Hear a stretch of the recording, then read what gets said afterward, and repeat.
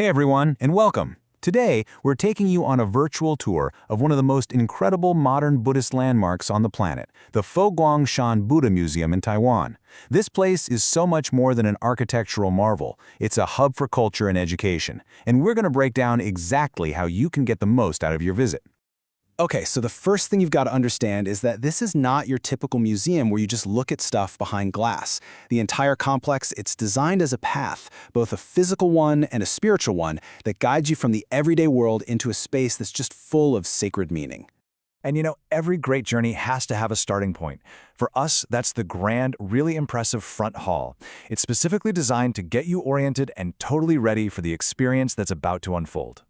The front hall really does set the perfect stage. Right as you walk in, you're greeted by these two massive symbolic animals. An elephant on the right, which represents the Buddha's birth, and a lion on the left, symbolizing the sheer power of his teachings.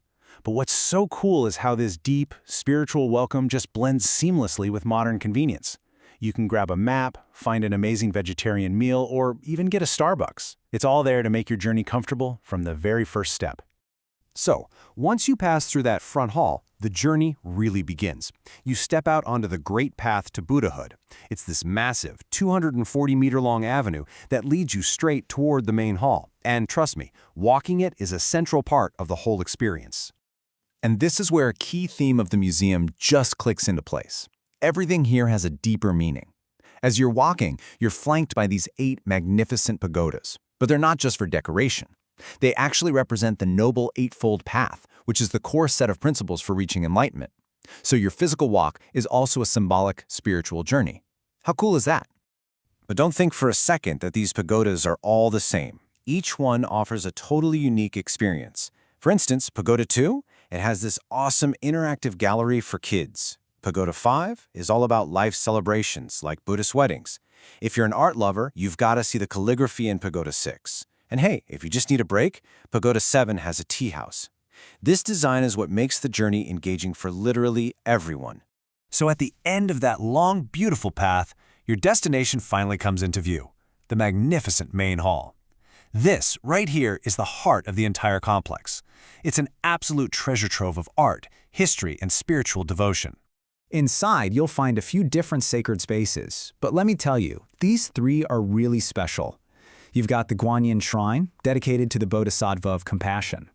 Then there's the Golden Buddha Shrine, which holds a statue gifted from Thailand, a symbol of unity between Buddhist traditions. And in the Jade Buddha Shrine, you'll see a serene, reclining Buddha. And get this, enshrined directly above it is the museum's most sacred object, a tooth relic of the historical Buddha himself. But the wonders of the main hall aren't just what you can see at eye level. Oh no. There's a much more profound, long-term project happening, literally right under your feet. I want you to remember this number, 48. It represents one of the museum's most ambitious and, frankly, mind-blowing projects. What could it possibly be? That's right. The museum has 48 underground palaces that are designed to be time capsules. Each one is filled with cultural artifacts and memories from our time. And the plan? They're going to open one every 100 years. That creates a conversation with the future that's going to span nearly 5,000 years. I mean, think about it. This isn't just a museum for today, it's a gift to humanity's future. This quote here is basically an invitation from the museum. It's their way of saying, don't just be a spectator. It's talking about the incredible Buddhist Life 4D cinema inside the main hall.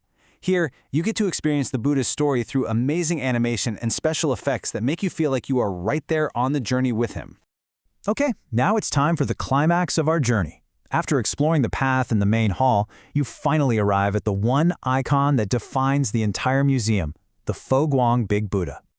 Just take a look at this majestic statue. It's a record holder, recognized as the tallest bronze sitting Buddha in the entire world. So, any guesses on just how tall it is? The answer is a whopping 108 meters, and that includes its base. And that number, 108, it's not random at all. It's a deeply significant number in Buddhism, representing the 108 earthly troubles that a person has to overcome to reach enlightenment. See, everything here has a purpose. But what's inside is just as incredible as what's on the outside. This isn't just some massive bronze shell. It's a vessel that's literally filled with devotion. The statue contains over 1 million handwritten copies of the Heart Sutra, a famous Buddhist scripture all contributed by people from all over the world. It's just this powerful collective symbol of faith. So, we've seen the main sights, we've walked the path, and we've stood in awe of the Big Buddha. Now, let's talk about how you can turn your visit from just a tour into a truly personal, unforgettable experience. To do that, you're going to want to head over to the Twin Pavilions. These beautiful golden buildings are the main hub for all the interactive cultural activities where you can stop being a spectator and actually get involved. Think of this as your personal checklist for a truly hands-on visit. You can take part in a tea Shan, which is a meditative tea ceremony. You can try sutra calligraphy, a really calming practice. You can enjoy some unbelievable vegetarian food, or you could even catch a show at the huge auditorium. These are the kinds of activities that let you make the journey truly your own. So, after walking the path, exploring the halls, and really engaging with the culture, you arrive at the end of the journey. And the final question isn't really about what you saw, but about what you'll take with you. Will it be a feeling of peace, a new piece of knowledge, or maybe just the memory of a beautiful day spent exploring? That, ultimately, is what this whole journey is all about.